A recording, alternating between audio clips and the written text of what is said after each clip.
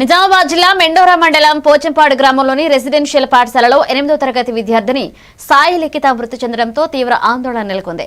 పాఠశాల సిబ్బంది నిర్లక్ష్యం కారణంగా ఆమె అనారోగ్యాన్ని పట్టించుకోలేదని పీడీఎస్యూ జిల్లా అధ్యక్షుడు ఎం నరేందర్ తెలిపారు.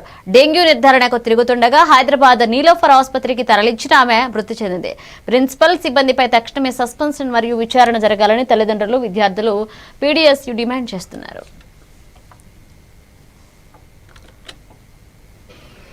సంక్షేమ గురుకుల పోచంపాడులో ఏదైతే డిసెంబర్ 17వ తేదీన సాయి లిఖిత అనేటువంటి విద్యార్థిని మృతిపై సమగ్రంగా విచారణ జరిపించాలని చెప్పేసి ఈరోజు విద్యార్థిని తల్లిదండ్రులు అదేవిధంగా పీడీఎస్యూ ఆధ్వర్యంలో ఈరోజు సబ్ కలెక్టర్ గారికి మెమోరాండం ఇవ్వడం జరిగింది.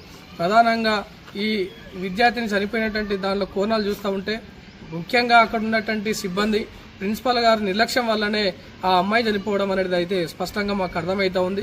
దాదాపు 6 రోజుల పాటు అమ్మాయికి ఆరోగ్య పరిస్థితి బాగలేకపోవడం వల్ల కూడా ఏమాత్రం పట్టింపు లేకుండా ఆ మందులు ఇచ్చి పండబెట్టడం అంటే ఎంతవరకు నిర్లక్ష్యం జరుగుతుందనేది మాకు స్పష్టంగా అర్థమవుతా ఉంది. అమ్మాయి ఒకవైపున ఇబ్బందులు పడతా ఉన్నా అక్కడ ఉన్నటువంటి సిబ్బందులు ఏమాత్రం స్పందించుకోవడం కూడా దీనిపైన విచారణ జరిపించి కఠినంగా చర్యలు తీసుకోవాలని చెప్పేసి కూడా మేము పీడీఎస్గా అదేవిధంగా తల్లిదండ్రులుగా కూడా మేము డిమాండ్ చేస్తున్నాం.